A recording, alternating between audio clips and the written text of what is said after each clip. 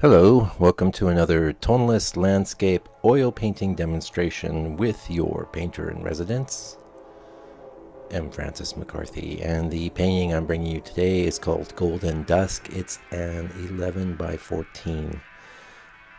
Now, if Golden Dusk looks familiar to you, there's a good reason for that. I did it as an 8 by 10 about a year and a half ago, and it was featured pretty prominently in the materials for my museum show, that 8 by 10 image.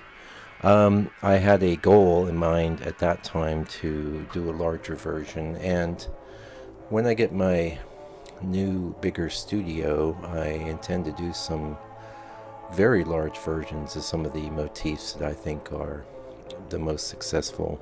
Something hopefully that could go over a sofa or a mantelpiece instead of, being an accent picture or a picture in a grouping, or all the things you would do with little pictures. Maybe put an entryway or a hallway. That's where most of my work has been hung. Not too many pieces hanging over a mantle. Although I do know of a 16 by what was it, 1622 that got put over a mantle. But that's a little on the small side. It depends on the mantle, I guess.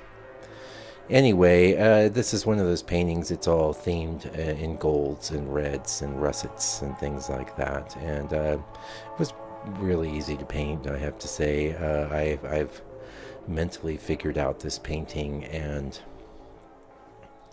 it was the 8 by 10 was the byproduct of a lot of thought, and this 11 by 14 is just basically an extension of that. But I am very happy with the way this painting turned out, and I do think 11 by 14 is an awesome size for vertical type images, and so I'm presenting it to you today.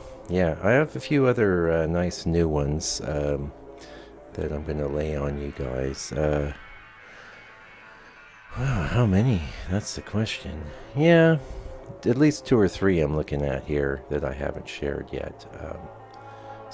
And some of those are going to be 3.5 by 5s and things like that. In the studio yesterday, I did put final touches on a few 3.5 by 5s, and in some cases I might have went a little past a final touch. I might have made some semi-dramatic changes, but that's something I'm into. And one of the things I did on those 3.5 by 5s, I didn't bother loading up the reference image, because at that point I don't really need it. I'm just focusing on making the painting better. And there's most anything you can get. The thing is with reference images, and I've talked about this a lot, and any experienced painter will talk about it a lot, because we see a lot of less experienced painters struggle with photos and working with photos. And what I would say is that you really have to be adept at knowing what to leave out, what doesn't matter. And that's for that reason, a lot of times in my second and third pass, I don't even bother looking at the reference image. Or if I do have it loaded up, I don't spend much time looking at it or worrying about it. Sometimes I just have a reflex where I want to look over at something, and it should be there if I'm looking. But now I'm at a point where there was quite a while where I would make a point of not loading up that reference image because I didn't want to overwork my paintings. But I like to think I'm pretty well past that now. So whether I have the reference image up or not, we're getting it done, and we're focused and concentrating on the painting itself. And there's so many details in that reference image you don't want. There's a lot of compositional oddities. There's a lot of value shifts and changes which may not be best put into your painting. It just goes on and on and on. I do try quite a lot to get my reference images worked out in Photoshop, so that a lot of these things have been obviated by the time I'm putting it in my little display screen to use as reference for a painting.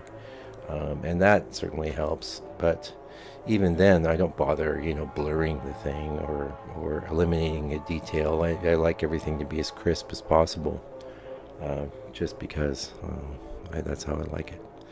But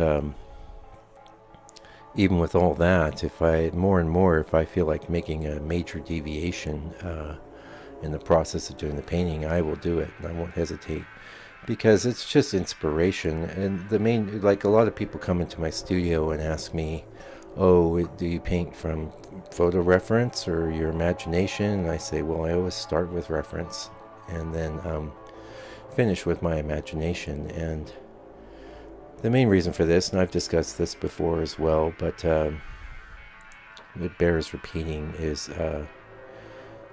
the photo reference is there just to be inspiration, to inspire the scene. It basically gives me different compositions than I might come up with just on my own. And although there's a reservoir of compositional motifs that I could call up at any time, I've done enough landscape paintings that that's the case.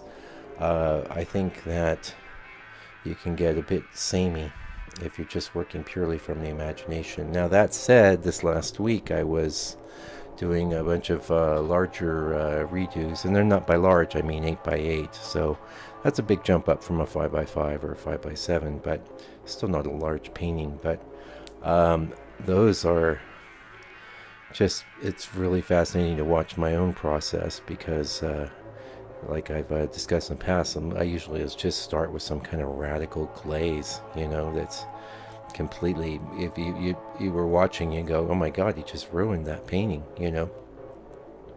which is a good thing, because at that point it's all about bringing it all back up. And this was a technique of, and I've discussed this recently as well, but technique I got from old George Inness, who would take a painting he thought was a bit lackluster and just rub the whole thing down with burnt sienna, for example, and then paint up all the highlights again. And it's great to do. And that's burnt sienna. I mean, I could hit them all with burnt sienna, but I like to change it up. This last week I did some transparent earth yellow, which I'm always using subtly for glazing, but I laid it down very heavily instead.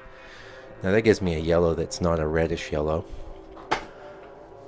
or orange tone. A lot of times I will rub things down with my Hansa yellow, which is an acrylamide yellow from Gamblin. It's very close to cadmium yellow. That too has a bit of a greenish quality, but in the light green. So many times I'll add little bits of permanent orange to counteract that green effect, but I'm getting a really kind of a bright yellow. And then sometimes I'll vary it up if I'll do burnt sienna everywhere except for in the middle of the sky, where I'll do my Hansa yellow.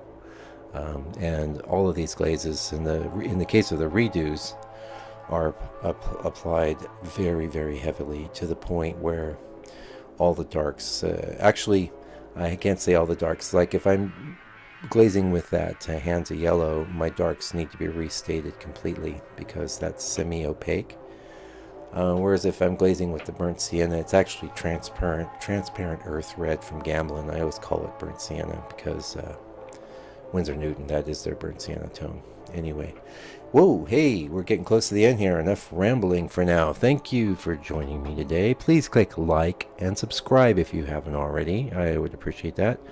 You can go to my website to see a bigger version of this image, and I'll be back real soon. Meanwhile, please take good care and stay out of trouble.